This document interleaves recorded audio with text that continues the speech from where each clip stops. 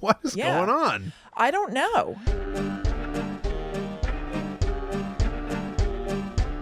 Hello, welcome to Guides the Unknown. I'm Kristen. And I'm her little brother, William. And this week we are talking about season 1 of Twin Peaks, something that we've been putting off for a while because it felt like a big meatball. Yeah, and how do you take a bite out of that big meatball? Yeah, so we decided to take it in little pieces. Little the kinds chunks. of pieces that you would break up for a little baby to eat. Sure, yes. Rather than like, oh, we have to catalog everything. We have to know every bit of the history so we can relay it. We have to... Let's just talk about I kind the of experience personally of watching season 1. I wish I already knew. I wish I already had a completely perfect encyclopedic knowledge of this series, of this franchise. This, next to Blair Witch to me, is one of those things where it's like, if anyone knows anything, they know the show. But there are these books that like flesh out part of the world. I really like an expanded universe, and I feel like Twin Peaks is sort of another one of those things. Now, here's the thing. I, somewhere in my brain, do know a ton of it. And I'm going to be completely honest with you all. I kind of don't want to have to, like, I must know all of this. I kind of want to just enjoy it. I think because that's... when I first found it when I was in my 20s and I, like, loved it, then I, like, did read everything. Like, somewhere I do know all of the history. Right. But, like... let's just enjoy it, man. I think it's healthier, what you're proposing. Yeah. Like, the show is so strange. Yeah. And kind of, like, dreamlike and wishy-washy. Yeah. I think that... it's also hard to it's regurgitate back. There was stuff that I watched in this season that I was like, oh my God, I didn't even remember that. Yeah, yeah. And I came to this, as long as we're doing personal histories, I came to the like many things that I obsessively love, I came to it late. Yeah. I obviously did not watch this as it aired. I'd be 4. Right. 4 years old. But I don't think that I really got into it. I knew that you liked it. Yeah. And that was enough of an endorsement for me to keep trying. So I've probably seen the pilot episode of Twin Peaks like a dozen or more times. But I never really got past that episode until maybe a few years before season 3. Yeah. And for whatever reason, it finally clicked and I got it. For so long, I was like, I just don't get it. And I wonder if a lot of people have that relationship to this show because Sure. It's hard to get. I do feel like it's something that's easier to just let wash over you as like a vibe. But you have to accept letting it yes. wash over you. You almost have to like give in. Yes, you absolutely And do. let yourself go floating on the ocean of Twin Peaks. Just be like, what's going on? Yeah. The Red Room? Okay. I'm not going to know. 1 million people who live in this town and each have their own complicated, A, B, C, D, E, F, G plots. Yeah. So it took me a while to get it, to let go. But then I really started to love it and realized that Twin Peaks more than anything is just a vibe. Yeah. And really found myself loving it quite a bit. What's your history? Yeah, my history with it is very weird. Like, I had just known of it for a long time because also I was 7 when it came out. Yeah. And then in my 20s, I decided like I just bought the box set of it on eBay. Oh. And I was like, all right, I'm just gonna like go for it and just watch it, the DVDs. And I bought it, and it's really strange that I like it. I feel like on paper, so much of it is stuff that I wouldn't like because it's like, what the hell does this mean? What's that? What's that? But for some strange alchemy, really works for me. Interesting. I watch it and I was like instantly into it. I really love it. Yeah. So you in your 20s, you said. Okay. Yeah, I think that makes sense. I think it's so fun to watch because it's got this kind of like idiosyncratic, like it's different from everything else thing. Yeah. But on the surface, it's a relatively easy sell. Yeah, very much on the surface. It's like, exclusively at the surface. Yes, it's a murder. It's a small town murder mystery with a cast of quirky characters. Yes, and but then beyond that, it's like, what the hell is going on here? Who killed Laura Palmer? She was, the beauty queen from high school, but did she have a dark past? And how did her like dark secret life connect her to all of these eccentric people around town? And therefore, how many hours did she have in a day? Oh my God, she was doing so much stuff. She was busy. Yeah. And so the entire show is really about Dale Cooper, this FBI agent who comes to Twin Peaks, and it's his mission to figure out who killed Laura Palmer. And by doing that, he gets to know these people more and more, really falls in love with the town. And he, more than anything, is another eccentric person. Yeah. Who, like, you just can't help but be, like, completely enamored. Yeah, he's got like boundless zeal and zest for life. He's so excited by everything. Yeah. And he's like unbelievably charming to watch. Not charming as in like he's a schmoozer. He's just like, he's so sweet. Yes. And strange in his own right. Yes. And then ends up in this strange town. And it's just such a great combination. And now, Will, no, go ahead. Well, I just wanted to say what makes it specifically Guide to the Unknown, because we just set up it's a murder mystery. If people don't know, there is also this bizarre, is it a paranormal bent, dark evil vibe? And they already in this season talk about some presence in the woods, stuff like that. So how does that connect as well? Yeah, there's a darkness in the woods. Yeah. And we're just going to, so it's a 3-season show. Seasons 1 and 2 ran, one after the other. And then there was a 25-year gap before season 3. So cool. Which was like amazing. Yep. We're just going to talk about season 1. We're not going to spoil seasons 2 and 3. So if you haven't watched Twin Peaks before, and you want to watch season 1, you could just ditch this and come back. And if you, I don't know, whatever, I'm just saying this is a safe space. This is a safe space. We're not going to spoil who killed Laura Palmer because you don't find out in season 1. No. So if you're interested, although that that's in and what's of itself be. could be something of a spoiler. I suppose that's true, but still. I say we launch into it. I actually, you know what? I'm going to propose an interesting structure for our conversation. Okay. After this commercial break. So how about this? Yeah. Tell me if you think this sounds like fun or too complicated. Sometimes when we talk about a movie or a show or something, we'll do a spoiler free to start. Yeah.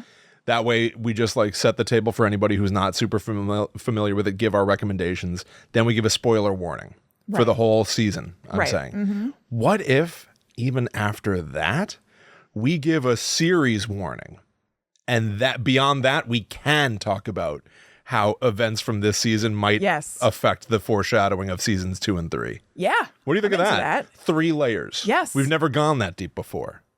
I don't know what we're going to find. It's unprecedented. Yeah. Anything could happen. No, I'm into that. Okay. But before we start any of this, the beginning of Twin Peaks starts with, obviously title cards, an intro song. I created some lyrics for the intro. They're very short. Good. It's really just 2 lyrics, I guess I would say. Okay. And I recorded myself singing them over the music. Oh, this is going to be good. And so I just wanted to play that for you. Okay. It spontaneously came out of me. As if from a dream. Yeah. When you said it's dreamlike and strange, yes, I was like, that's exactly the way this song is. Right. So why don't I go ahead and play this? It's 45 seconds long. Okay. I bet it'll feel like 43.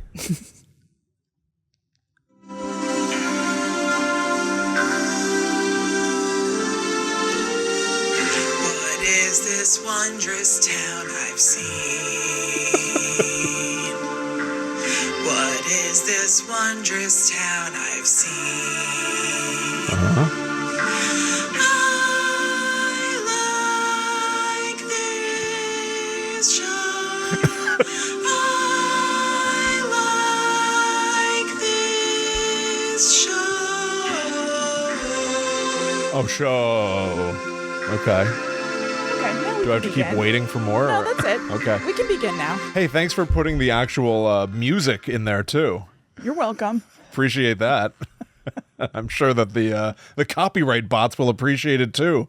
Oh. Some sort of digital Angelo Badalamenti who's coming for your ass now. We'll see what happens.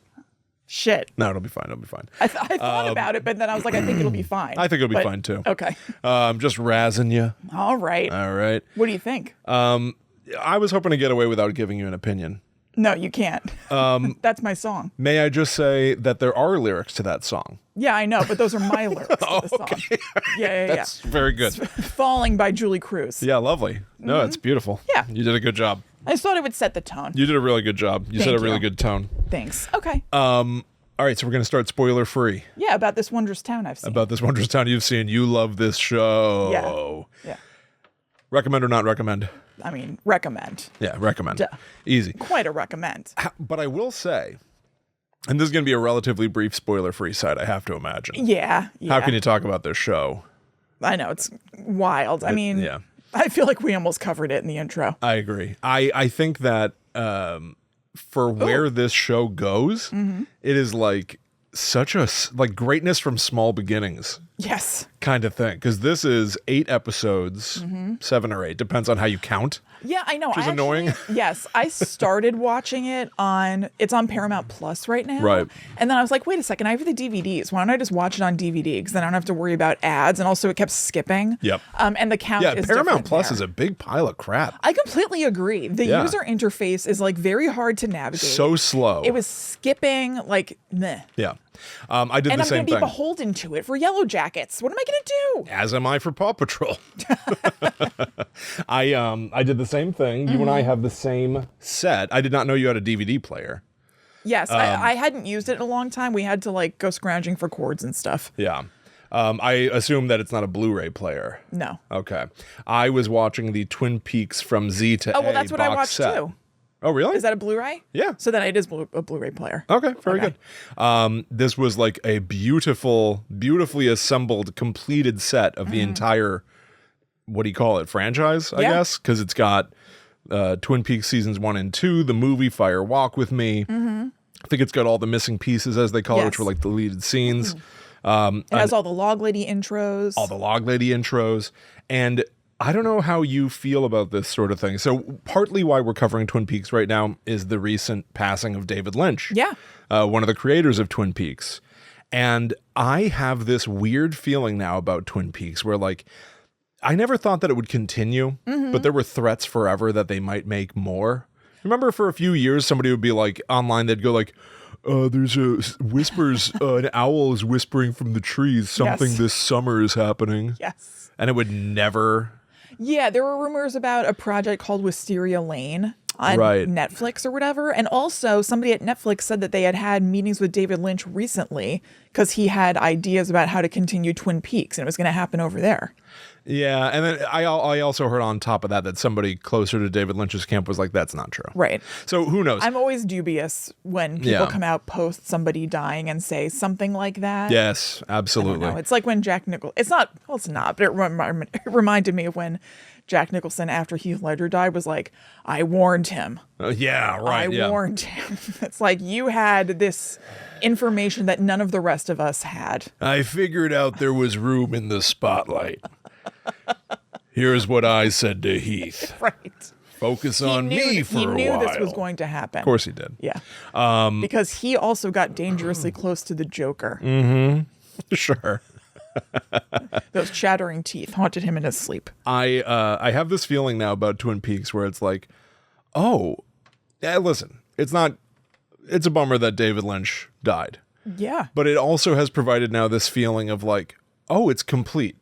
Yeah. There really is no Yes. avenue forward that would be of the character, the caliber of Yeah. what we've been getting. Mark Frost, of course, is the other creator who I've loved his work as well. Me too. And his contribution to it is like humongous. And David Lynch often is the bigger, overlooked. yes, Yeah. he's the bigger public persona. But Mark Frost is like huge to Twin Peaks. If he were to write a book, I'd be thrilled, but I don't want to see more of the show. No. Okay. So in spoiler free, I don't know. Let's see. I feel limited because I know. Let me think. Let me think what I can say. I think the things that are most stand out are kind of what we talked about, or are like Dale Cooper. There's just like a lot of iconography around Twin Peaks that I bet even if you haven't seen the show that you're kind of aware of. Yes. The whole like cherry pie and coffee thing. Yep. It's one of those shows where it's been referenced like a million billion times, and you could probably see something and be like, oh, I get that that's a Twin Peaks reference. honestly, the Red Room. Actually, once I finally got into the show and like watched it all, it felt like I suddenly understood a bunch of references that had been going over my head Same. for Yeah. decades. Like I was like, oh my God. Yes. All these moments in watching- shows are references to this. Right. And watching them happen in the show is really fun and satisfying. Yeah, totally. It's a great show. I mean, it's definitely like it's a slow burn sort of show. Yeah. So if that's Oh, yeah. something that bothers you, it might not be your jam. I'm trying to think of what else to say about it that's like not really spoilery. Maybe that's it.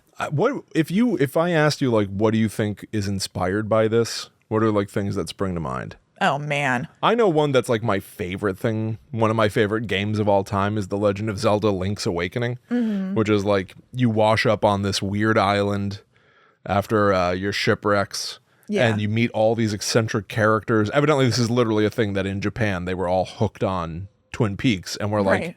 whoa, wait a minute. What if we had in Zelda, he goes around and he meets like all these weirdos. Like there's an old man who will only talk to you over the phone. Like if you Yeah. go into his house, he's like, huh? But if you leave the house and go to like talk to him on the phone, he'll give you hints. Yeah. Just like strange things going on. An owl that carries a lot of secrets, a lot of stuff about dreams and waking the dreamer. Things, honestly, that sense. wouldn't even really become part of Twin Peaks lore, perhaps for a while. Yeah. Very, More like season 2-y. yeah, exactly. But kind of interesting. Yeah. I know Silent Hill, I think 2 or something. Yeah, I think is so. supposed to be really inspired by Twin Peaks. Yeah, I've never beat it, yeah. The show, a really obvious one was the show The Killing, at least the American remake. And I think that it was a maybe Swedish show first or something. The American remake was like very clearly inspired by Twin Peaks. Their whole press campaign, whatever the hell you call that, the marketing campaign was Who Killed Rosie Larson. And it was like a town with like a bunch of secrets and everything. It was a really good show. The tone is not quirky in the same way. It's much more dark. Yeah. And I liked the show a lot, but definitely super inspired by Twin Peaks. Yeah, it's just this show is like the birth of a lot of things in a weird way. Yeah. All right, let's get into it. Yeah, so this is going to be season 1 spoilers. Yes. So this is safe for if you have just seen season 1 or if you're cool with just spoilers for the first season. Yes. All right. In 3, 2, 1. She's an old woman. She's not, and she never will be. That's right. She's a young woman forever, a woman of 17. 17. Just like the white-winged dove. Yeah, so, okay. Who is that? Fleetwood Mac? Yeah. Okay. Sorry, it was bothering me. That's okay. I didn't know what I was referencing. That's all right. So the show opens in maybe the greatest possible way. Well, weirdly, it opens on a shot of Josie, Yes. which seems pointless in retrospect. Just opening on a beautiful woman. Yeah, I guess so. But it goes then quickly to Pete Martell. Yeah. Great character. This is where it has the juice. Gone fishing. Yeah. He's this weird guy, Jack Nance. He's the dude that played the Eraserhead man in Eraserhead. And he goes out fishing and he discovers a body wrapped in plastic. Yep. That particular scene of him calling the sheriff's station, Yeah. that I've seen more than anything else, I feel, Yeah. because I kept trying to watch the show and I would be like, "What funny. is this? Like, why does he talk like that? What Why is is going it weird on?" already? And seeing Laura Palmer wrapped in plastic, washed up on that like beach or whatever it Yeah. is so cool and eerie and iconic. Yeah. And I never bothered to pay attention to the fact that like watching this season in particular, because this is supposed to be the like everybody's a suspect season. Right. It's like Shelly is picking up dry cleaning. She's like one of the waitresses at the local diner. She's picking up dry cleaning, so her clothes are wrapped in plastic. She and her shit ass husband Leo live in a house that's covered in plastic sheeting, so there's plastic there. Yeah. Like you can watch this season in particular and give yourself room to theorize Yeah. about clues and Totally. motives and suspects. Yeah, reasons that people may have killed her. Yes. Even things that aren't like made super, super clear. Like you could think that, so Donna ends up getting together with Laura's secret boyfriend immediately. Yeah. Uh-huh. Let the body get cold. I know. She has him over to meet her parents before Laura's funeral. Everybody has they accomplish a lot in a single day.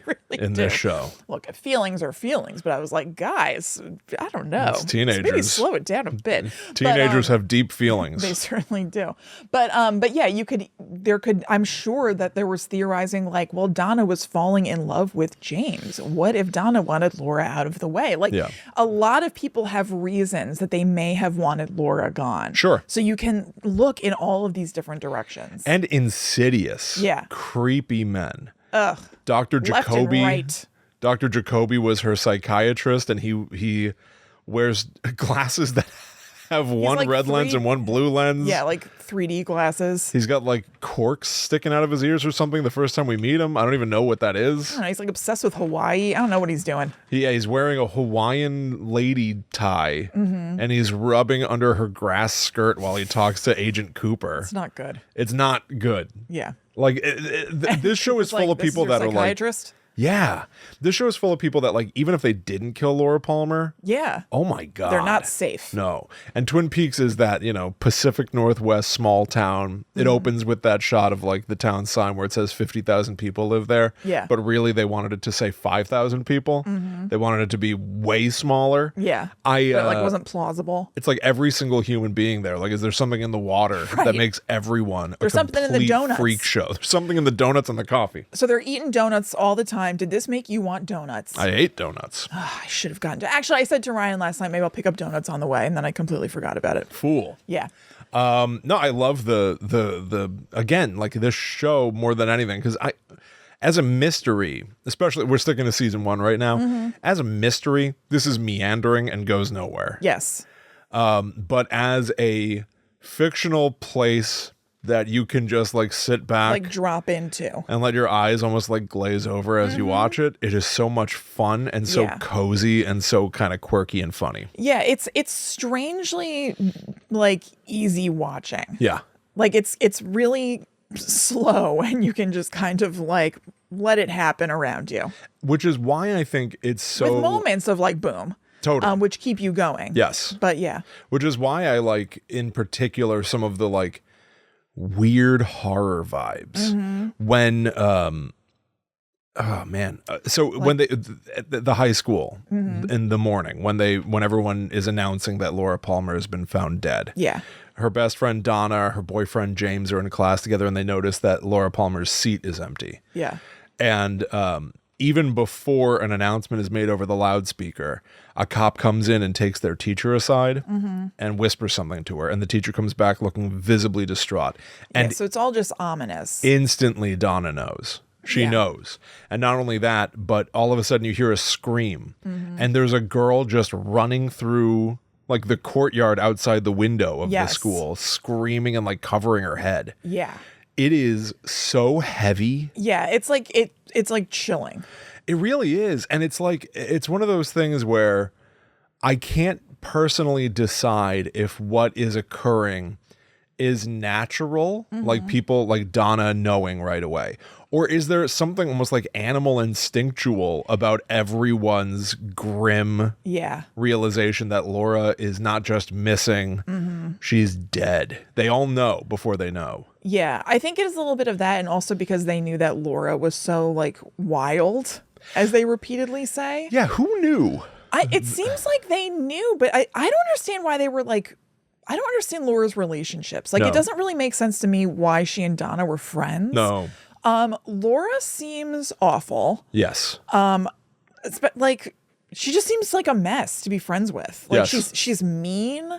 And I don't get her relationship with Donna in particular. Because the more you get to know Donna, she just seems kind of like normal. Milquetoast. And yes, I was actually thinking the phrase milquetoast. Just like normal and like nice and whatever. Yeah. So like, why was she friends with Laura, who makes you don't really get to know Laura other than people talking about her. Like, there aren't flashbacks to her. No. There are videos of her without dialogue, which is like her and Donna like doing like weird kid dancing at a picnic.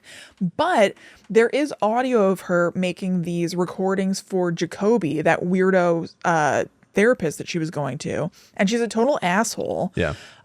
Just like I'm so sick of Bobby. He's so dumb. Or not James. Bobby, James. Yeah, James is so dumb. Yeah. Yeah, which is true. Yeah, totally. He is so dumb. And she says he's sweet, but she can only take so much of sweet. Her baby she's doll just, like, voice. annoying, and Yeah. she knows that like Jacoby is turned on by her, and she's leaning into it. Now, all of that speaks to trauma. Those Yeah. are all things that like can be a trauma response. So you have some sympathy for it. However, she's also like, it just sounds like she's mean to people. Yes. So it's surprising that that she and Donna, who just seems like nice and normal, have this friendship or whatever. But so anyway, I guess you were saying like, what do they know about her being? Yeah, they like seem to instantly know Right. the worst has happened. They know this stuff about her, because even like Audrey at one point says to Donna, she's like breaking things down. She's like, fact, Laura had a sweet tooth for the nose candy, and like Donna knows that. Yeah, like true. So I don't know if like Bobby Briggs, her other boyfriend, yeah. will at her funeral be like, she was in trouble. We all knew it. We didn't do anything. Who killed Laura Palmer? We all did. And I can't figure out the open secrets of this town. Right. I don't know like if she just really segmented herself a lot. Yeah. And also I'm trying to go off of just this season, because there is also like so much other material, like Laura Palmer's diary and all that kind of Which stuff. came out between this season and season 2. Right. But just based only Yes. on this season and what we know of her, like it just seems like she was like kind of nasty. Yes. So I don't know if she just sort of like segmented herself and she was one way with Donna and James, because she seems kind of like cutesy with them in the video. But Grew Donna up with them. is, So is it just like a vestigial friendship of like we Maybe. were literally babies together? maybe, but Donna Yeah. has this awareness of this other part of her life Yeah. where she is kind of like going and doing like wild teen things. I don't really know. I guess that could be.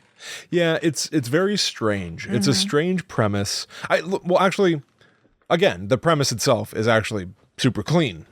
To Just the bare premise. the bare premise of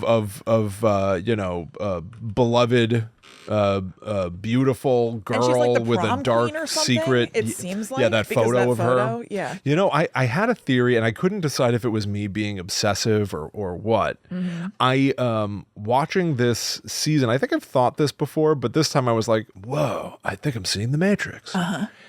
There's a lot of this came out in 1990. Yeah. And it would be 6 or 7 years. Scream is also like kids in school noticing that one of the seats is empty because of Drew Barrymore. And Nev Campbell has this troubled boyfriend, Billy, who's not totally dissimilar from Bobby. And he's got a buddy who he kind of like does bad stuff with, Stu, who's kind of like Mike. And they stare at Laura Palmer's photo in Twin Peaks, and they stare at Maureen Prescott's photo in Scream.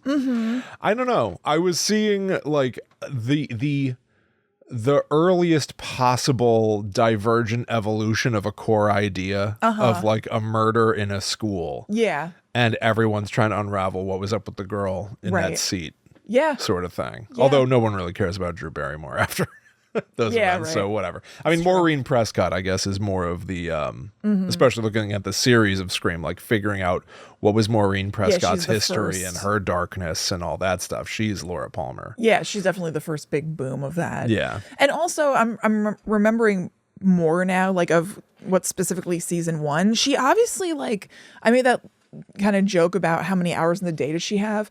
Laura obviously did a lot of good stuff also, like in her life, evident in the first season. Like she did Meals on Wheels. She tutored Johnny, Audrey's brother. Right. She also tutored Josie in English. Like you Yeah. can obviously have all sides to you and everything. But yeah, like what was going on with this chick? I don't know. Although that kind of stuff, like it does sound like, when Serial, the podcast came out, right? It was like learning about this real life person Yeah. and what she was like and the things that she did. And her boyfriend was playing football, but what did he miss practice? Why Right. was he missing practice? And that's like Bobby in this season. It's like kids do a lot of stuff. Yeah, they She do. might have Boy. spent after school School ends at 2:30. Let's say she did an hour with Josie teaching her English. Now it's 3:30. And then she does an hour with Johnny. Now it's 4:30. Yeah. She's got, and then she can have dinner with her family. And then she can head over to One-Eyed Jack's. Be done by 8. Ugh. Get to One-Eyed Jack's. Right. Like, yeah, you What a can day. pack a lot in a day, I guess. Yeah. Yeah. Multifaceted. So Dale Cooper comes to town, and we start to get what for any other show would be the nuts and bolts MO murder and investigation stuff. Quirky FBI guy talks into a video recorder, Tape. Yeah, audio tape all the time to Diane, his unseen, presumably like assistant at the bureau. Right. And he's coming to first see Laura Palmer's body, where he knows that he's going to find something under her fingernail. Yeah. And he digs in those tweezers. I don't like how deep they go. The fluorescent lights are flashing overhead. Yep. And he digs Which out was a just letter. luck. Just luck. They just in real life, they were just flashing. So and they much were like, of the let's just show. go with it, which is so awesome. I love it. So much of the show happens almost like accidentally. Totally. Even like at one point they go to a vet's office and this alpaca walks between him and Sheriff Truman and it like looks at Kyle MacLachlan and he just like looks at it back and then just keeps talking. They just continue. And it, I've heard though that he was chewing some sort of a fragrant gum.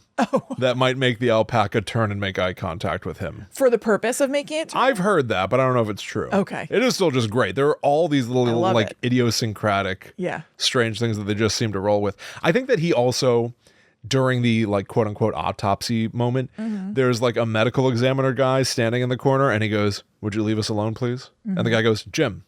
And he goes, "Hi, Jim. Yeah. Would you leave us alone, please?" That guy just made a mistake and thought that Dale Cooper asked him his name.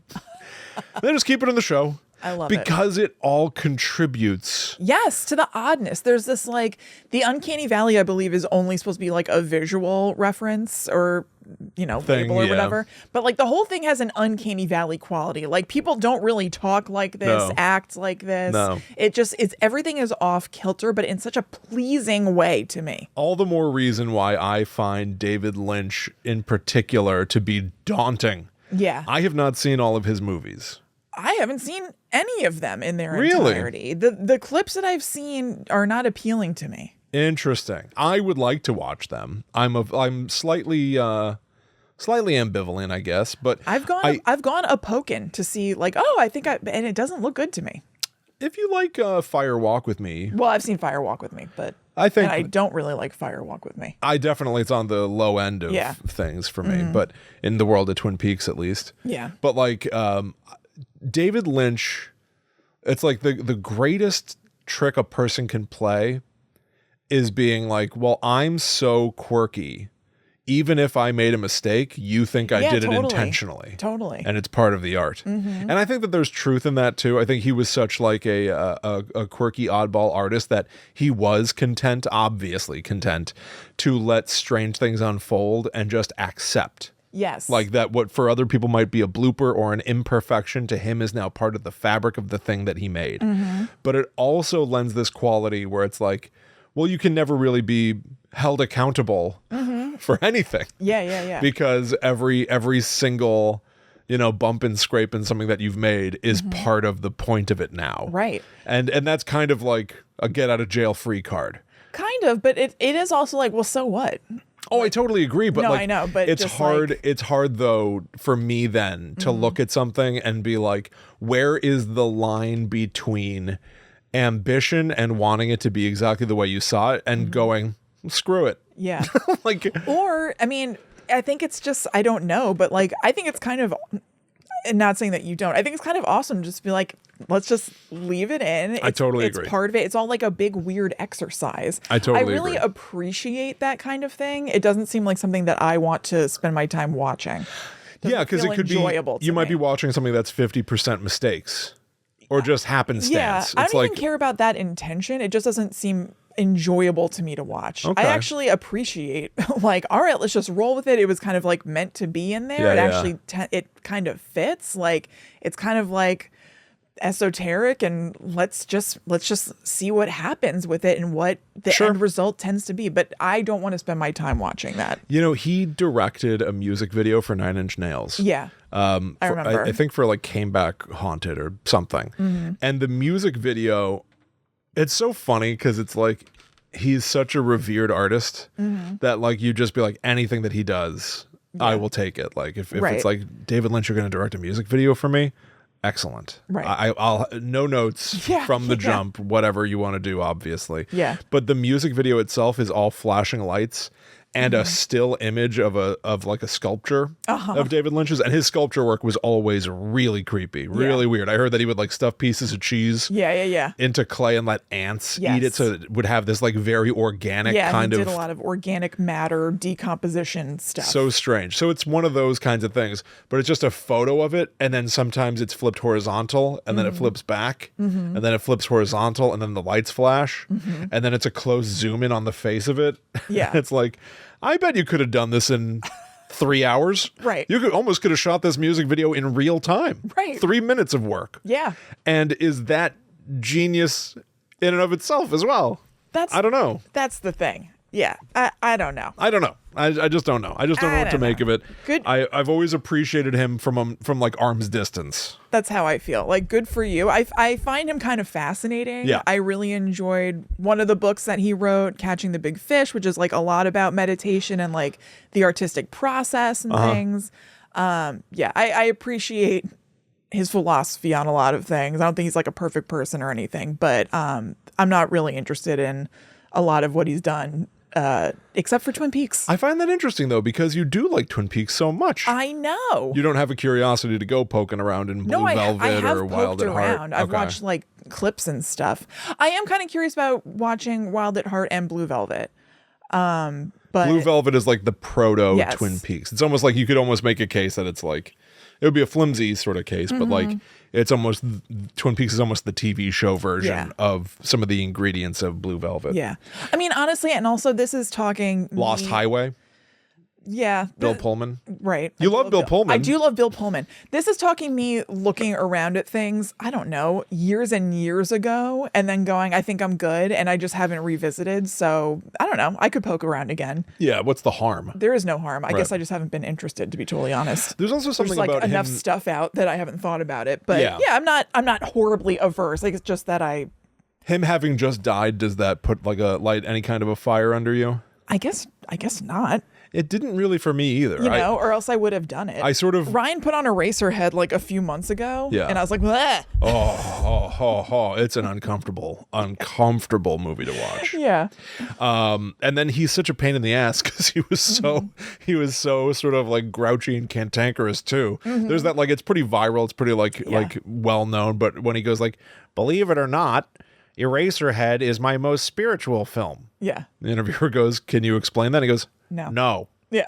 It's like, all right, well, why am I even talking What to are you? we to do? What are we supposed to do? Just sit here and look at each other because you don't want to talk. I know. So strange. Again, like I like that. I like that too. Yeah. But that's why Twin Peaks is also weird, because he was here, he set it up, Yeah. and then he walked away. Here's the thing. If this is his most accessible work It by is. far, Yeah. like this is where I like to live. Very well. This works for me. Like, I'm not like shy, like I can't handle it, but I guess I just haven't been super interested in Yeah. pursuing further than clips I've watched God knows how many years ago of True. other movies. Fair enough. Maybe I will. Well, in the interest of finishing out the spoiler side of the conversation and then hopefully opening up too, because I think there's Wide spoilers. Yeah. Yeah. I think this entire show, if you came here because you wanted to know who killed Laura Palmer, obviously you're going to be disappointed by the end. And he never wanted to tell you. No. David Lynch. He thought that it was a good hook, first of all, like business-wise, Yes. to have a show where you never know when they're going to reveal it, just indefinitely. Which is correct, I think. Don't think so. I Really? think that you're going to lose people are going to lose their patience knowing that just like for seasons and seasons we don't know who killed Laura Palmer. I do think like business wise, I Yeah. don't think that that's a great model. I see the funnel of it though. I see that like the first question, like for a marketing sense, because they really did say like who killed Laura Palmer. They led you to believe that this was a tightly constructed murder mystery, Right. where you'd be rewarded for paying attention to motives and stuff, and you're really not. I view that, especially now, more as like the first push of a domino to this whole crazy thing. Yeah. Who killed Laura Palmer is the first question of like Twin Peaks, but then it becomes like who knew what was everyone doing, who's this guy, what's he up to, here are other murders. Yeah. Everyone is now going to essentially like rip each other apart after the events of this girl getting killed. Right. And to some extent, it doesn't even really matter who killed her. What matters is what happens to this town in the aftermath, kind of. Yeah. But that's too... Or what's just been happening under the surface the whole time. Right. That I find less satisfying. Yeah. I need this to be like the domino effect. Because when it becomes like so much of this ends up being about, especially season 1, so much of this is like Josie Packard wants to take over the lumber yard and her relationship with Ben Horn, local business sleaze. And I'm like, they have just about zero connection to Laura Palmer. Just about. Totally. There are, the main thrust of this is who killed Laura Palmer, and the majority of time is spent on that, but there are subplots that take up a ton of time as well. Waste of time. And I wanted to ask you to rank your favorite subplots. Oh. Best to worst. Okay. All right, here are the subplots. Okay. Because Who Killed Laura Palmer is obviously number one. Yes. We've got the Leo, Bobby, and Shelley subplot. Okay, you know what? I get some enjoyment out of that purely because I think Leo's a bad actor. Yes, he is. And I like Bobby. Also, he has highlights in the pilot episode, which is so incongruous. Yeah. When would this guy have ever gotten highlights? When his mother, the casting director of the show, suggested that he get them. I know. Okay. Ghostwood Estates / Benjamin Horn / Catherine / Josie / Hank. That's at the bottom. I'm telling you right now. Ed / Norma / Nadine / Hank. That goes a little bit higher because I like Ed and Norma and Nadine with her eye patch and her super strength and her cotton ball drape runner Not story. super strength yet. No, she breaks that. I know, but she does break that machine that I know. working out with. And then James and Donna, I also count as their own subplot because we get a lot of. That's down. Yes. And they arguably are on the Laura Palmer story, but they are But we also get so much of their love. boring. They're I would say that they are separate from who killed Laura Palmer and just like we've found each other. Yes, okay? I cannot. I'm sick So of them. these 4, 1 to 4, 1 being your favorite. Wow, of those particular 4? All right, well, that stinks. So nothing These about are your- Leland Palmer in there, huh? That's connected to who killed Laura Palmer. You consider that... Okay, I mean, I guess you're right. These are things where they're not even talking about Dale who killed Cooper- Laura Palmer. Okay, fine. So then number 1 is Leo, Okay. which I think also stinks. I know. That's why this is tough. Number 2 is Big Ed and Norma. I like them all the way through. Number 3 is what was it besides number 4 is the Ghostwood Estate shit. Josie Packard scheming. I don't care about her. I know that she was some huge get for the show. What's her name? Oh, the hell is her name? Lori Piper. Yes, Laurie. Piper Laurie. Piper Yeah. Laurie. I don't care. Yeah. I do not care that she was a huge get for the show. I understand that she's some tremendously famous actress. Yeah. Her part is tangential and irrelevant. Yes. Bottom of the barrel. Yeah. I don't even remember what the fourth thing you said was. Did you say James and Donna? No, I don't think you did. Oh, James and Donna. Oh Yeah, my yeah, God. They're down there with Piper Laurie. Yeah. They're okay. 4 together. I have 1, 2, skip 3, and then 2 4s. Okay, I go. My favorite are Ed and Norma. Then I go James and Donna because James is funny to look at to me. I'm sorry. He is funny to look at, yes. Because not like just that the actor is like funny looking. He's always doing this like He's sad got face. Derek Zoolander hair. Yeah. Mope. Yeah. He's just always got this like weird squished his Howdy. sad face. Then I go Ghostwood Estates. Then I have Leo, Bobby, Shelley at the bottom because I can't stand Leo and I can't stand Bobby. My number 1 is your number 4. Yeah. Whoa. I don't like Leo until by the end he's just so one note. He's like, I told you, Shelley. What did you think you were going to do, Shelley? It's just so, and I like Bobby. You don't like Bobby? No, I think he's so annoying. I like him. I can't. Okay, fair Can't enough. stand Bobby or Snake, his best friend, Snake. who looks like the last person whose nickname would be Snake. Absolutely. He's just this like dude with like blondish long hair who's like on the football team. That's He gets Snake. dropped like a bad habit. Yeah. Did you catch that he refers to Bobby as Bopper when they're in jail? For one moment, Bobby had the remember. nickname Bopper, and then that's forgotten as well. Last thing that I really Snake and have to say Bopper. about season 1 are the cliffhangers, of which there are numerous. Mm-hmm. But let's get into the paranormal element. So Dale Cooper is eccentric in the extreme. Yeah. Maybe the most eccentric person, and Yeah. he's not from Twin Peaks. Right. But so he's got this whole methodology from a dream he had that somehow is related to Tibet. A dream he had 3 years ago that I guess he's been hanging on to that now he can finally act on. So you put a bottle on a stump and you name every suspect, and then you throw a rock at the bottle. And if the bottle breaks, they're connected. Yeah. And the bottle broke on Leo.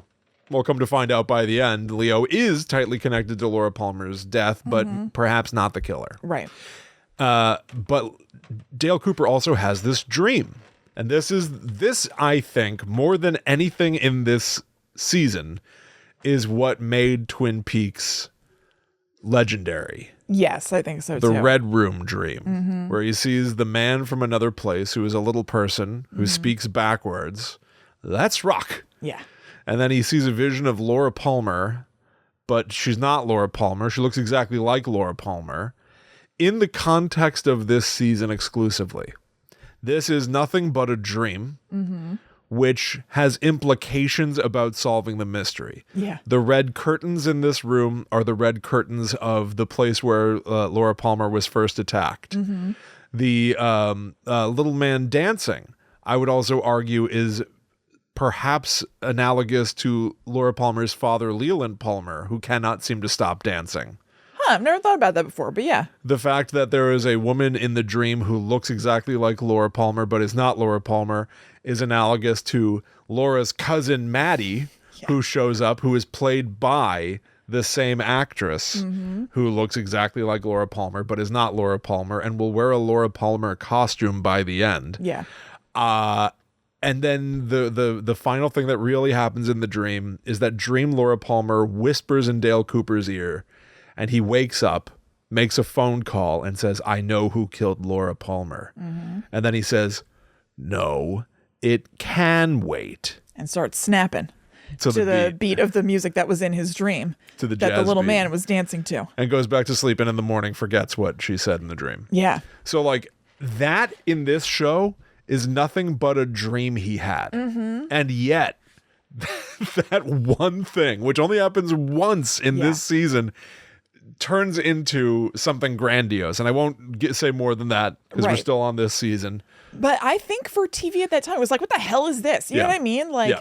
and Yeah. it'd been like, and I'm not knocking this because I love these kinds of shows. You know, mysteries have been, I don't know, Murder, She Wrote, Columbo. Sure. And it's like, what the hell is going on here? What is this? Yeah. And that's why it ends up parodied on SNL when Kyle MacLachlan hosts and Mike Myers is the man from another place dancing through the scene. It's parodied twice on The Simpsons. Yeah. They did a whole episode of Darkwing Duck called Twin Beaks. Shout out Tad Stones. Not sure if you Yes. still listen. Yes.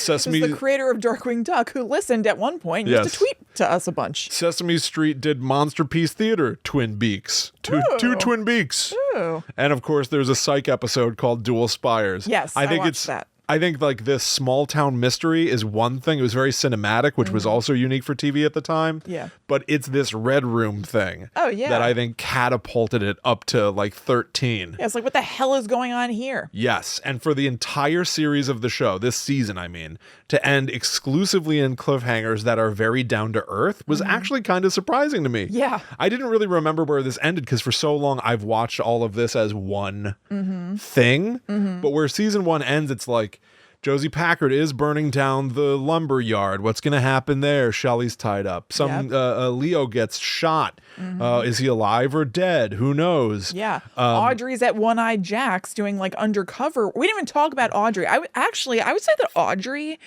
just herself is one of the most iconic pieces of Twin Peaks. agree. Just this like beautiful, ballsy teenager. What do you think what's going on with Audrey in the pilot episode? Audrey's personality in the pilot is different than it is in the rest of the show. Is it? Yeah, it is. She's stranger in the pilot. How so? She's odd. She seems touched in a way that she's not in the rest of the show. She's always a little bit like quirky and marching to the beat of her own drum, doing things that people don't want her to do. But in the pilot, she's like childlike in a strange way. I think she was being daddy's girl because she's at Ben Horn's hotel. Yeah, it's that. And she's being a pain in the ass. Like she's like stabbing a pencil into a coffee cup and but letting then it she's spill like out. giggling about it, like in her own world. And like, she seems like, I don't know. I think that they were going in a different direction with Audrey in the pilot. Interesting. And then they changed direction in a way that I think was a good idea. Yeah, she becomes a little bit more of a she's a little bit more tapped in. Femme fatale-ish. Yes. There's this whole weird thing in Twin Peaks. This might be a season 2 thing more than a season 1 thing. But like, I know that in the media surrounding the show, a lot of it was like the women of Twin Peaks. And it was like Sherilyn Fenn and Cheryl Lee.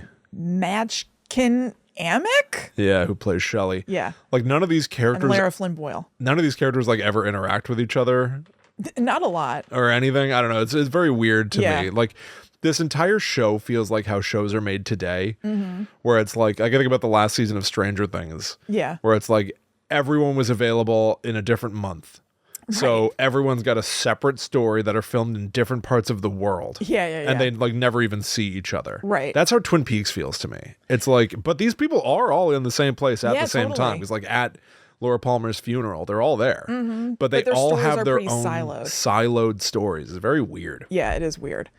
But yeah, it seems like Audrey is very much her own thing in the world of Twin Peaks. Yeah. You know, like she's an icon in and of herself. True. Yeah. But yeah, I think that they were going, like, I don't know. It seems like they were doing, I think, a weird thing where she was like a hot girl, but like she's a little bit like delayed or something. Interesting. In the pilot. Yeah, I don't know. Maybe. And she has her brother Johnny who is delayed. Yeah. There was something strange going on, and I think that they pivoted in a way that I think was a good idea. Interesting. Okay. All right. Yeah. I've never quite seen it that way. All right. I say let's. I think we should. I think we're gonna open it up to the third level. Yep. All right. But first, we have to tell you about patreon.com/GT2UPod. Talk about other levels.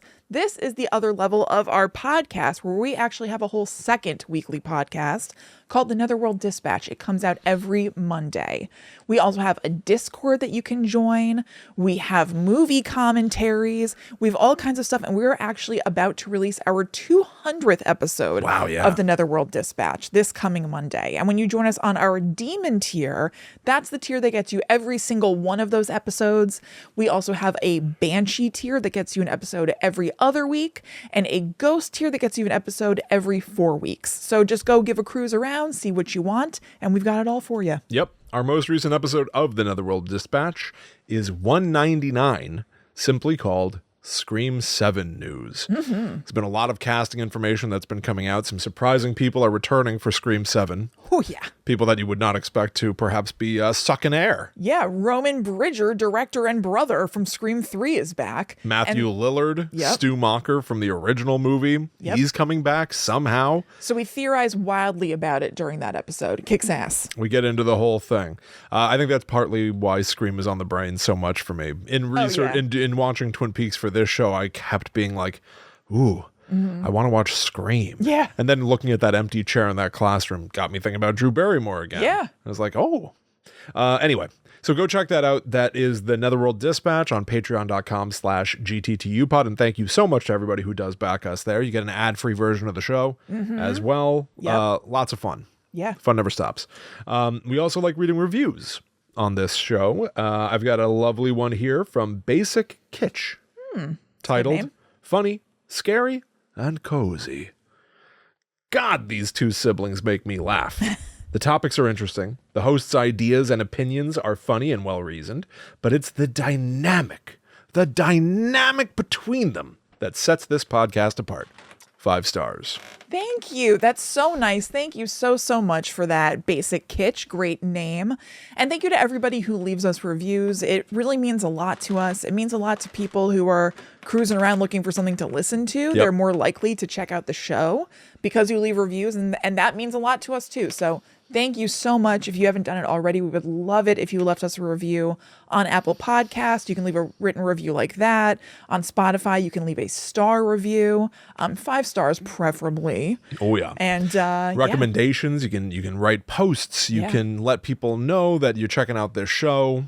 All of it. Share our Instagram posts to your Insta stories, stuff like that. Anything like that is so appreciated. So thank you so much to everybody who does that. Yes, thank you all so much. All right, so we are going to roll over to a commercial break, and after that break, we are going to go into a brief little spoiler section about the entire series of Twin Peaks. Yes. So hang tight. We'll be right back.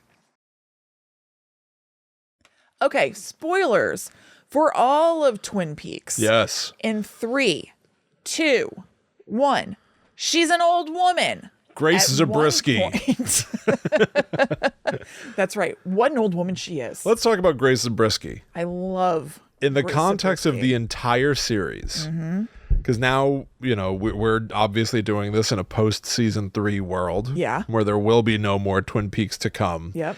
This I might be watching this for the first time since watching season 3. I sort of lied Okay. in the season spoiler section before. The Red Room's not the only paranormal thing. Yeah. Grace Zabriskie is a Yes. psychic? Yeah, she has visions and stuff. What is going on? I don't know. No, I don't remember you saying the Red Room is the only paranormal thing. There are a number of paranormal things. What else going on? She has visions. There's just something strange going on in the woods in general. The owls are not what they seem. We don't know that yet. What do you mean? They don't say the owls are not what they seem yet. We're talking about the whole thing now. No. I know. I'm not chastising you for saying it. I'm just saying, like, I don't know. It's weird to talk about season 1 in the context of the whole piece, because this is clearly a show where a lot of decisions were not made. So it's like, I think in season 1, the owls are perfectly what they seem. No, there is. What the hell is it? I'm trying to think. You think about Waldo, the talking bird, just because you're all freaked out by birds. Yeah, birds are freaky. Yeah. Oh, you know what I'm thinking of? There is a theory that that somehow, I'm getting lost, that somehow the owls have something to do with them.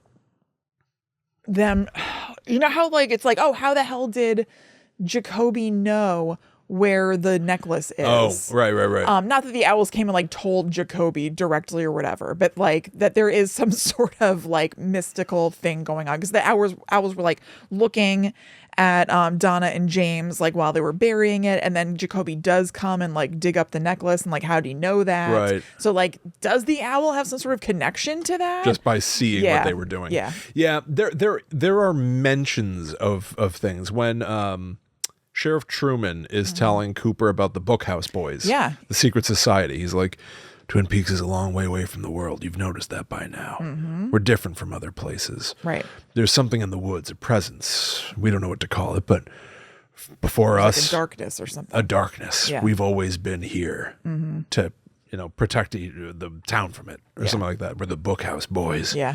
And there's like, I hope they called themselves the Bookhouse Boys throughout time. I know, we will be the Bookhouse Boys. Yes. It's like 4 guys. Yeah. 3 of them are already cops. Yeah. It's like, They really just deputized Big Ed. it's a pretty anemic secret society. Agreed, but I'm glad that it's there. Andy's the only one who's not in the Bookhouse Boys. Oh, yeah, it's really just that they've excluded Andy. Poor Andy. I love it when Andy shoots Jacques Renault. So do I. What a thrill that gives me. It's like Die Hard when Oh, God, he Steve snaps Urkel's to action. Steve Yeah. Urkel's brother. Urkel's dad. Urkel's dad. Yeah. Father of Urkel. Are there any theories that Carl Winslow is the real father of Urkel? Yeah, because you never see Urkel's dad, We never see right? Urkel's dad. Or I'm sure there are. Or did we? Every episode. Great question. Yeah, we did see Urkel's dad. Yeah, we did. But so, yeah, like there is Yeah. this like evil in the woods. But Grace Zabriskie, she, if I'm being honest, Yeah. She is one of the reasons that I had a hard time getting into the I show. can see that. Her screaming is very off-putting. It's intense. Oh, is it intense? Just some squawking. It is upsetting. Yeah. She doesn't come across like an actor. She comes across like some sort of a performance artist or something. Yes. The degree to which she goes like wild, screaming and grabbing at her hair because her daughter died. It's too real. Yeah. It's like too raw emotion or something. It gets under my skin. Yeah, no, it's really a lot. And that is, I think, a good thing. It totally is, but I can see like that being like, oh my God. I think I felt that way too. And I mean, I do feel it watching it. Anytime that I watch that first episode, I'm always like, here it comes. Yes. Like it is so. There's a certain part where like Leland's holding her and she just keeps having these like eruptions of scream crying that is just very like, oh God. And not only that, but there's something that it's I think that this is different from, it's similar to what I was saying before about like all the kids at school just know. I think this is different because it's more obvious, but like Leland is at work and they're trying to figure out where's Laura. Like she wasn't in her room this morning. Where is she? And then Sheriff Truman walks in. I feel like that you just know. Leland just knows. And he's on the phone with his wife. That scene is so good where he's on the phone with her and you see the car pull up behind him and everything. Yeah. It's so good. And Leland obviously knows. But Grace Zabriskie is on the other end of the phone and she's going, she goes like, what is it, Leland? And he goes, Sheriff Truman. Yeah. And she pretty much knows too at this point. Yeah. But she has a performance where she goes, Leland, what is it? And then she kind of gasps. It's like her breath gets caught in her throat. She goes, tell me. It's like so upsetting because I know what that feeling is where like she's lost physical control of herself. She's like not logical or something and she knows the answer already, but she needs to hear it. I have such a hard time dealing with Grace Zabriskie because it's just too goddamn real. I know. It's really intense. But it's amazing. She's amazing. She's unreal. But yeah, to your point, she is one of the supernatural things in Twin Peaks. Yes. And in season 3, they really go into that. In particular, at one point, she's at a bar and this dude is harassing her and she takes her face off. Do you really want to fuck with this? What? She says, and she puts her hand on her face and opens her head like a door. Yeah. Oh my God. And there's a monster hand, like a swirling vortex world inside her head. Yeah. If you only watched this season, you'd have no idea what this opens up to in the future. Totally. This is such a crazy world. It's absolutely nuts. But did they have any consideration that Grace Zabriskie might be the mother of all evil or whatever might be implied by, hopefully someday we'll get to season 3 and really talk about all that Jowday Judy evil demon stuff. Right. But like, what in the fuck is going on? I don't know. It's so wild. But she's so good. It's so wild. And then something I wanted to say about Laura Palmer that I couldn't say in the first part where it's like, oh, she's such a pain in the ass. She seems so awful, whatever, is that like she essentially sacrificed herself because she didn't want to be a host for Bob. So like she's really not that awful and evil. She seems like a terrible friend to have. Yeah. Like on the outside and everything. It is still like, you know, Donna doesn't know all that. So like, why would Donna want to be friends with her? Yeah. But like, you know, she didn't want to be a host for this continued evil that is Bob. So Laura is ultimately a very tragic figure in all of this. And I just wanted to say that in this spoiler. Although I'd be lying I get that. I'd be lying if I said I completely understood that either. I don't totally understand. I have no idea what's going on with Laura. I don't, but she's the good in the world according to season 3, comes down in a gold orb or something. What? It's very hard to understand. What is going on? And Bob, we didn't even mention Bob. No, we didn't. That's true. But he's in because this. We can't really like go into it like crazy. Well, but, season 1 does touch on it though. They do. Catch you with my death bag. Does that even see? I get a little mixed up. Yeah, it happens. I watched it as on TV, but then I went back and I watched the international pilot. Yeah. And I couldn't remember if Catch You with My Death Bag happened. It's in both. Okay. It's in both. In the TV version, it's like a vision or a dream. Okay. In the original version, they just kind of go like Sarah Palmer, the mother, has a vision. She's like, he's in the basement at the hotel. And they go and they catch Bob. Oh, you mean in the international? Sorry. Yeah. So like in the international version, they just basically it's like an open and shut case. They kind of just like solve the mystery right there. Well, it's Bob. something weird where like he's in the basement of the hospital. They go to talk to Philip Gerard, who's not called Philip Gerard, I don't think, in the international version. It's the man with one arm. Yeah. He's just Mike in the international What version. a crazy show. It's How does so anyone talk nut- about this thing? I Philip know, of Gerard course is we're- Mike, everyone. Of course Get it? we're intimidated to talk about it. So like Bob is this like unholy evil spirit or whatever, who we find out not in season 1 possessed Leland, Laura's father, and Leland killed Laura. Okay, Mike is also this like spirit thing that is friends with Bob. Was friends with Bob. Yeah, was friends with Bob in like whatever spirit world they're in. And he has possessed the man with one arm. And so like that guy knows about it or whatever. And then in the international pilot, I think that he's just talking as Mike or whatever. And he's like, yeah, we used to be friends, blah, blah, blah. And then Cooper is like, where is he? And he's like, well, he's here in the basement. And then that's when they go down and he says all the crazy, It's crazy. just disjointed shit where he's like, catch you with my death bag for like no and it's reason. terrible acting. It's so bad. Part of watching Twin Peaks is just accepting that you're watching like Tim and Eric level performers sometimes. Yes, and just kind of like enjoying the weird novelty of that and the strange discrepancy of watching this bad acting with this like great music behind it. Yeah. And like other good actors around. So then it's like, well, then I guess this is okay.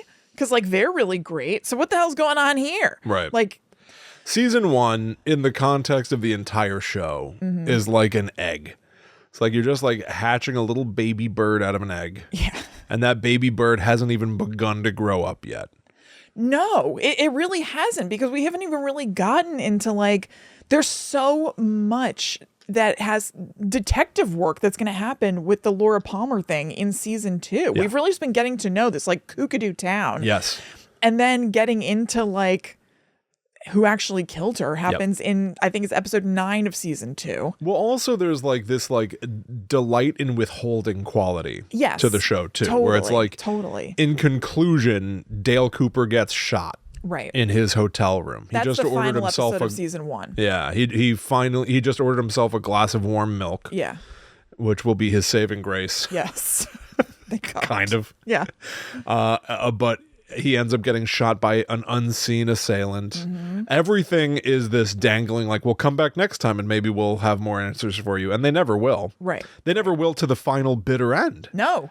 The end of season 3, you still go like, what? Although I do have my own theories. I love it. But watching season 1 was like eating like a little appetizer. Yeah. You know, in comparison to what comes next. And then you have like a really weird entree, and then maybe one of the greatest desserts ever. Yeah, totally. Do you have any other thoughts about season 1?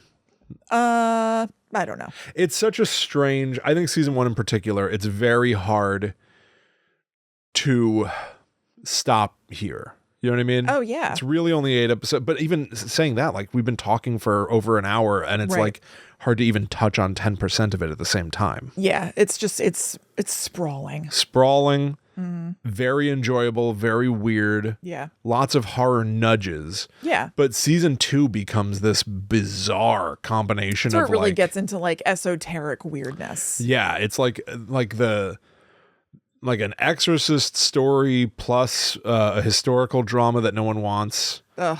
Plus some soap opera that no one wants. Yeah. Plus a little bit of Lost, like a proto Lost. Yep. Yep. By the end, you know? Right. And then And like a real wacky villain. yeah. What do you want to do about ass. season 2? Like someday I we're would going love to to talk do about it. Oh, we're definitely going to do it. Yeah. Listen, we've opened this door. Yeah. We're not closing this But door. in what way do you mean? What do we you wanna did do? for Blair Witch of obsessing about Blair Witch, I'd Yeah. like to spend a year occasionally dipping into Twin Peaks. Yeah. But like I would this like was to take 8 it, episodes. I would actually like to take it easy with Twin Peaks and not obsess about it as much. No, well, I don't mean obsess about it, like go too deep, but I just mean like season 2 is 22 episodes. Oh, right, because it's so long. Yeah. Yeah. What do you We want could to split it in half? split it in half and Yeah. do like the Part 1, part 2. part 1, 2. Yeah.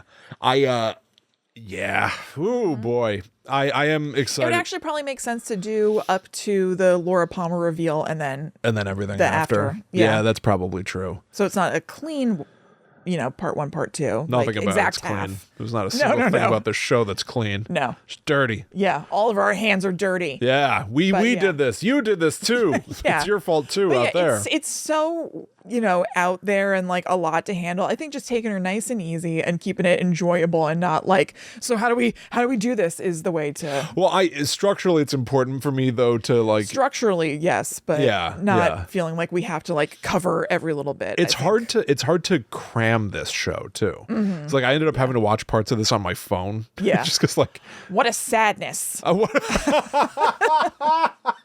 not good at that, but that was good. That was good.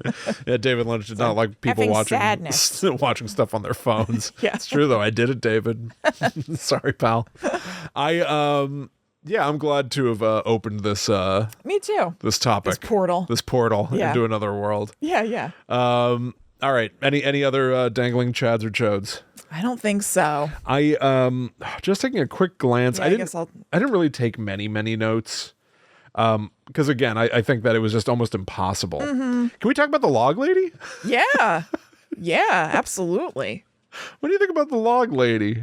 She's such a good little weirdo. Did you watch the log lady intros? So what was Once this? I switched to the DVDs. Yeah. What is this? This was like when it was released Yeah, when it was released on Showtime or something. or on DVD or no, actually I think it was on Bravo, believe it or not, now that I think about it. When Weird. Bravo wasn't reality TV, they added the log lady intros, and these are written by David Lynch. I think these are like a perfect encapsulation of like they're somewhat material and completely pointless. Yes. Yes. The first one opens with, "Welcome to Twin Peaks. My name is Margaret Lanterman. I live in Twin Peaks. I am known as the Log Lady. There's a story behind that. There are many stories in Twin Peaks. Some are sad, some are funny." It's like, okay. Yeah. Like it's written so simplistically and to the point Right. that it's pointless. Right. Yeah, just a strange curio. Yeah. I don't really know what the purpose was exactly. I don't know. It is just like somebody welcoming you to it, this initial one. And then for subsequent episodes, it's really just her saying strange little sentences that sometimes have relevance to the episode and sometimes are kind of non sequiturs. I think it's maybe just literally because it's kind of nice to see her. I guess so. Right? Like- I guess so. I'm honestly just thinking from like a marketing standpoint, like why would they pay for this? Yeah, why bother? I'm glad that they did. I don't really know. I wrote some pointless things Yeah. that are very important. It may just be that. I don't know.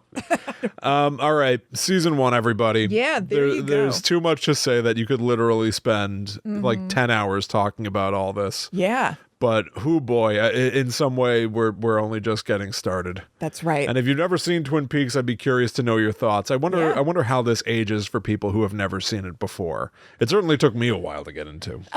Completely understandably. It's an unbelievably weird show. Yeah. Like I said, I'm surprised that I like it as much as I do. It seems like something I wouldn't like, and yet It does. You're right. It does seem like something you wouldn't like. Yeah. We're like, what is happening here? I don't get it, but I do. I don't know. Interesting.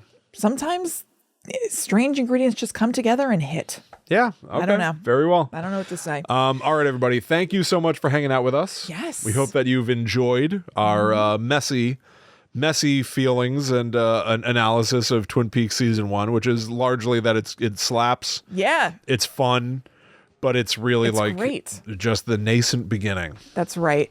So, we will see you very soon. You can go to patreon.com/GTTUpod if you want more of the show. And you can also follow us on social media. We are everywhere at GTTUpod, and we are also there individually. I am at Chillin' Kristen. I am at The Myth Traveler. So we'll be back next week, not in Twin Peaks, but until that time comes, we must travel.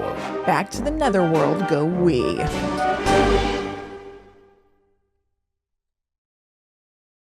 Fire, walk with me. Also, that Fire Walk With Me note that was written in blood, very neat. for blood. Pretty tidy. I agree. Yeah. Even that, like every single piece of like every clue, every nudge, every like little occult symbol thing still ends in a question mark. Yeah. There's very little that I feel confident that I understand. I know. Oh well. Mad genius. You did it, David. Really did it.